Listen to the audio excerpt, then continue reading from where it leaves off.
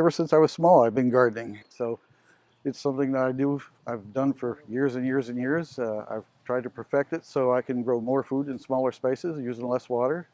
My name is Jon Dewey. I live in Etowah, Tennessee, and my passion is gardening. The things that we have growing in these two gardens right now, we have lots of tomatoes. They end up being tomato trees. Last year, to get them out of the ground, we actually had to saw them out of the ground because the main root is so big. We grow 10 and a half, 12 and a half footers now, and they'll still produce 150 to 200 pounds per plant on the better boys. Like I said, the better boys for me are the king of the garden. I first got interested in gardening when I was a little kid. My mother and I lived with my aunt and uncle when I was growing up on their small farm, and we mostly had animals, but my uncle and I put out a big vegetable garden every year. My uncle, he was a World War II veteran. He was at the Battle of Okinawa, and how he got this home or why he even had it, I don't know which, but it was the bottom bubble from an airplane, the machine gun turret, and he used this clear dome turret as a greenhouse. And what he'd do was every spring we'd go out there, he'd cut 2 new pieces of cloth and 2 new pieces of tape and put them over where the machine guns would stick out. And during the day he would lift up the cloth, let the heat out, and at nighttime he'd put the cloth down to keep the frost from getting the plants. So I learned a lot about repurposing items for different uses from him. We didn't have a whole lot of money, and you had to scavenge around and find new ways to invent things, to get things to work on the farm, and I do the same thing here. When my wife and I bought our first house, there wasn't a whole lot of room to put in a big tilled garden, so I started using the raised bed gardens, and I said, wow, this is really great. And I said, well, how can I make this better? And that's when I started developing my fertilizers. I had this great big animal hypodermic needle, and I would suck my fertilizers up in this great big animal hypodermic needle, shove it into the ground so I would get it right to the roots.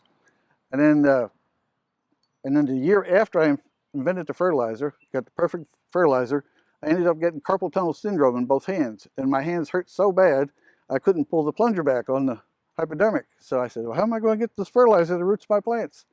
And in a day and a half, I set out the design to build the first water stick. Most gardeners do surface watering. That's where they just pour the water on top of the ground. Well, that is very wasteful.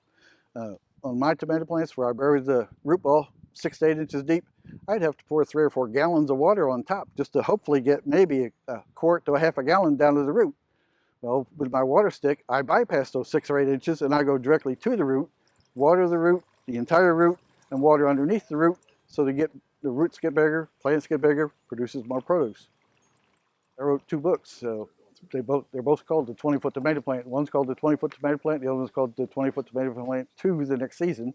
And in these books, I teach you how to make everything that I use here in the garden. For people who want to buy a water stick, now I teach them how to make it in the book, and it's not that hard. I try to make it in the books. I try to make it as easy and fun as possible. You know, I even tell you some of the goofy things that we actually did that got me in trouble with my wife over some of the things that I did. In places like California, Arizona, Texas, places where they're having a lot of drought, my water sticks would be a big help because I use 75% less water than the average gardener because I'm watering at root level, because I'm saving all that water, I'm bypassing all that soil. It just makes sense to grow food as most efficiently as possible. It's basically what we're doing is almost hydroponics underground, because in hydroponics you water the roots at root level. We're watering the roots at root level. I can also fertilize them and give them the organic pest repellent at root level.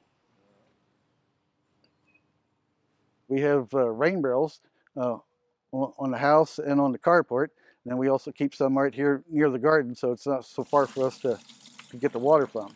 I think rainwater is better because it doesn't have the chemicals in it that your tap water does, and it's also better for the organic fertilizers. The organic fertilizers get more nutrition out of rainwater than they would the tap water. The tap water will actually kill all the good microorganisms that we're trying to grow.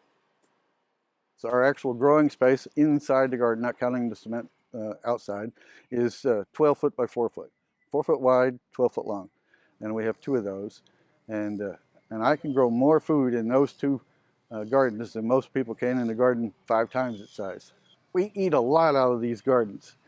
In the spring, when we had the lettuce, the spinach, and the potatoes planted. That was all grown in a 4 foot by 4 foot section. We had spinach, we had 3 different types of lettuce, and then we had potatoes.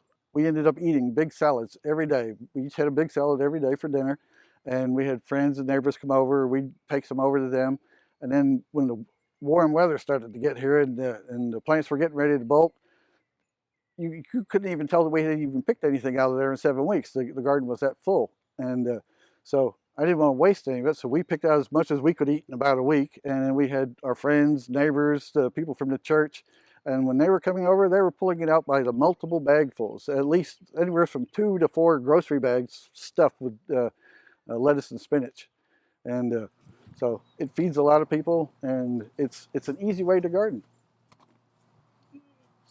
Tennessee is probably one of the best places to start a garden because you have a really long season. I mean, if you're lucky, you can start planting. Well, we do it earlier, but you can actually start planting in the end of March, and if you're really lucky, the season will go all the way until real close to the end of October. So that's a long gardening season.